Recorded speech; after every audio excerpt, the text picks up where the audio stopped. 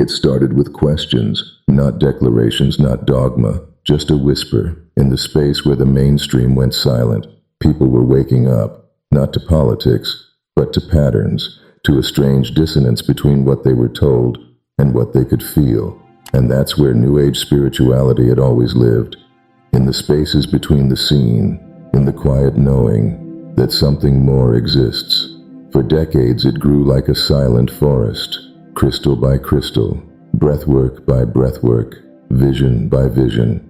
It offered peace, healing, a return to vibration when the material world felt hollow. It was never about dogma, it was about energy, it was about tuning into truth, not being told what it was. But then, something shifted. A new signal entered the field. Not soft, but sharp. Not fluid, but fixed. It didn't offer exploration, it offered answers. And those answers came wrapped in prophecy, wrapped in myth, wrapped in the language of light, phrases like great awakening, dark to light, trust the plan, white hats. To the untrained eye, it seemed spiritual. To the intuitive heart, it felt familiar. But something was off.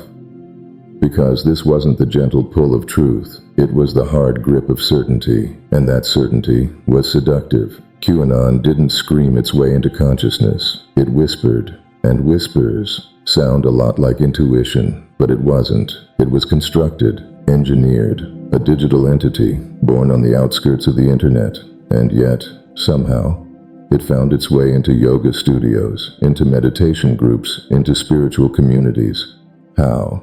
How did a militarized conspiracy, coded in nationalism and control, blend seamlessly with communities of peace and transcendence? The answer is uncomfortable.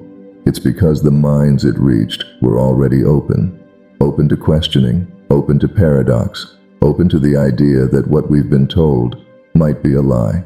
And Q played on that openness. It offered mystery, secrecy, cosmic symbols, timing, hidden meanings. To someone already navigating synchronicities, already decoding dreams, already skeptical of mainstream systems, Q didn't feel foreign. It felt aligned. But here's where the shift happened. Slowly, imperceptibly. Seeking became certainty. Meditation became mission. Healing became warfare.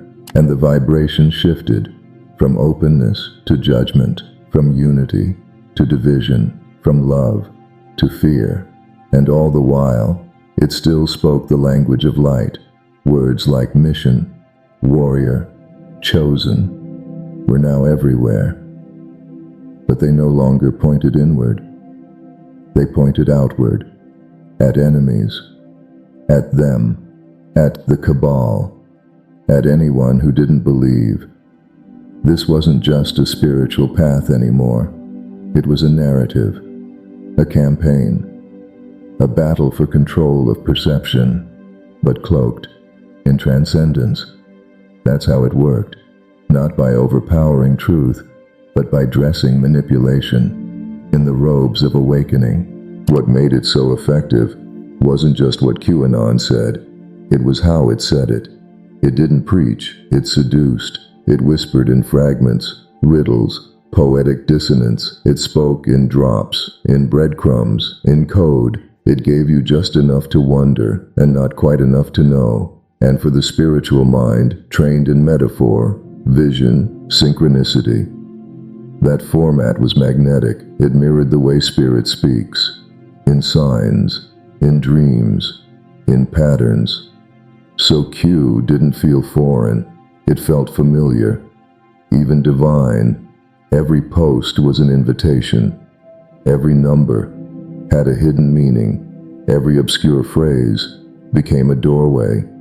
People began decoding, dissecting, threading dots across timelines, prophecies, bloodlines.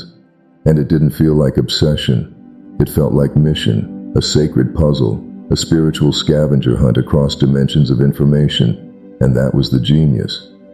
Because when you ask people to build the truth themselves, they own it, they don't question it, they defend it. because they believed they found it on their own, but they didn't. They were guided, gently, through suggestion, through implication, through the perfect language of the initiate. You are chosen. You are awakening. You are part of a hidden plan to liberate the world.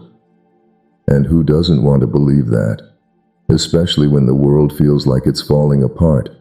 Especially when truth feels like a lie, and lies feel like truth. Q didn't just offer information, it offered identity. It gave people a new story. One where they were not just seekers, but soldiers. Not just healers, but warriors. Not just aware, but awakened. And in a time of fear, purpose is a powerful drug. Because when everything is uncertain, certainty feels like peace, even if it's rooted in war, even if it's dressed in illusion. And so, the shift began, from inner work to outer blame, from healing trauma to hunting enemies, from non-judgment to moral superiority. And all the while, the language stayed beautiful. Words like ascension, vibration, truth, awakening. But the energy beneath them, it changed.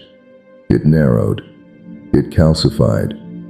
Because the more people aligned with this new narrative, the more their vision shrank. It wasn't about raising frequency anymore. It was about maintaining vigilance, staying alert, watching the signs, tracking the darkness. And in that process, joy was lost. Presence was lost. The now was replaced with the next drop. And eventually, the spiritual journey became a battleground, not for expansion, but for belief, not for soul, but for sides. And once you're on a side, you're no longer flowing, you're fighting. And no matter how soft the words, or how radiant the memes, a war mindset can never birth peace. Because peace isn't just a destination, it's a frequency, and frequency cannot be faked. But how did it spread so fast? How did a fringe theory, born in the darkest corners of online forums, find its way into meditation circles, into healing spaces, into the hands of yoga teachers, energy workers, sound healers? It wasn't just the message, it was the moment, because QAnon didn't arrive during balance, it arrived during collapse, during lockdown, when the world paused. And every soul, whether they admitted it or not, was asking the same question. What's really going on? And in that silence, the screen became the sanctuary. The feed became the altar. And in those digital spaces, a new kind of sermon began. Not from preachers, but from guides, spiritual creators, mystics, wellness leaders, light workers with large followings, and soft voices. And they didn't shout conspiracy. They wove it, gently, into affirmations, into rituals, into live streams titled The Energies of the Week, or Messages from Higher Self. At first, it was subtle, a phrase here, a reference there. Dark to light, the storm is coming, trust the plan. It sounded like code, it felt like prophecy, it matched the vibration. But something about it whispered urgency, and urgency isn't a frequency of awakening, it's a frequency of survival. But by the time people noticed, they were already resonating, already sharing, already building an invisible grid of light-coded propaganda. And that's how it grew, not through force, but through frequency, through the illusion of spiritual alignment. And slowly, the tone of these spaces changed, not obviously, but unmistakably. More focus on them, more talk of enemies, more separation disguised as awareness. It still used the language of unity, but the energy said, us versus them. And in this fracturing field, doubt became dangerous. If you questioned the narrative, you were asleep. If you didn't repost, you weren't awake. If you asked for nuance, you were working for the dark. And suddenly, spirituality was no longer an inward path, but a battlefield of belief. And that's where many lost their way, not from malice, but from love, from the desire to help, to heal, to protect. Because people who seek truth often carry deep empathy, and empathy, when hijacked, becomes obedience. So if you're here, still watching, still feeling, still asking, let that be your anchor, let that be your protection, because in this story, discernment is your shield. So take a breath, drop into your body, and if something here stirs something in you, let it move, let it echo, share it in the comments, not for the algorithm, but for the collective nervous system, because we need more resonance, not more noise. And if this vibration speaks to you, stay. There's more. The surface is cracked, but the roots go deeper, and we're about to follow them, together. So where did those roots begin? Not in the now, but long before hashtags, before influencers, before the word Q meant anything to anyone. This wasn't new. It was a pattern, one that's appeared over and over, every time consciousness began to rise. Because when humans start waking up, systems start reacting. Control doesn't let go quietly. It adapts, it disguises, it cloaks itself in the very language used to dismantle it. What we witnessed with QAnon was just the modern iteration. But the blueprint? It's ancient. Spiritual hijack isn't rare. It's ritual. History is filled with movements that began in light and were turned by shadow. Mystery schools that became dogma. Teachers that became tyrants. Healing circles that became cults. And every time, it followed the same arc. Take a sacred idea, add urgency, introduce an enemy, claim secret knowledge, and dress it in the symbols of truth. It's subtle, it's elegant, it's seductive, and now, in the age of screens, it's faster than ever. You don't need temples, you don't need robes, you just need pixels, and phrases that sound transcendent. Ascension timelines, DNA activations, 5D warfare, words that light up the mind, but often bypass the body. Because digital spirituality has a flaw, it rewards certainty and punishes depth.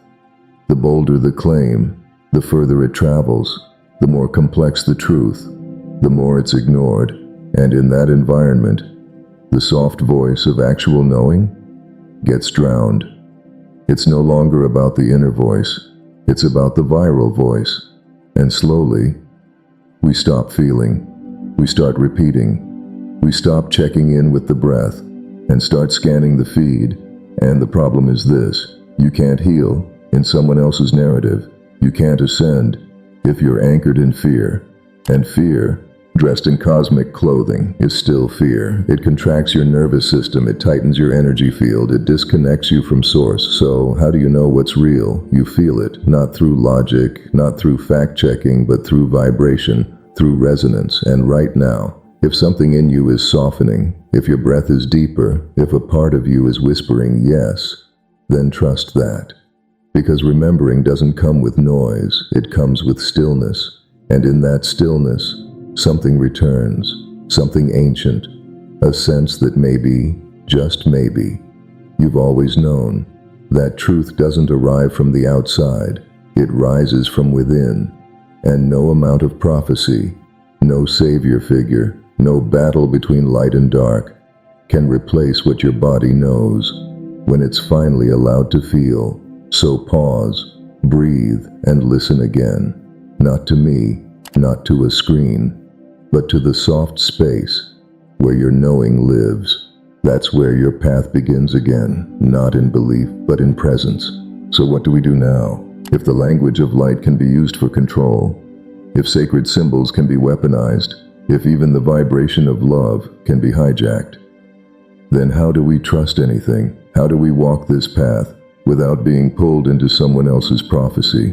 The answer isn't in rejecting it all, it's in remembering where truth lives, and truth doesn't shout, it doesn't demand, it doesn't convert, it resonates, it hums quietly inside you, long before your mind can explain it, because your body always knew, it always knows.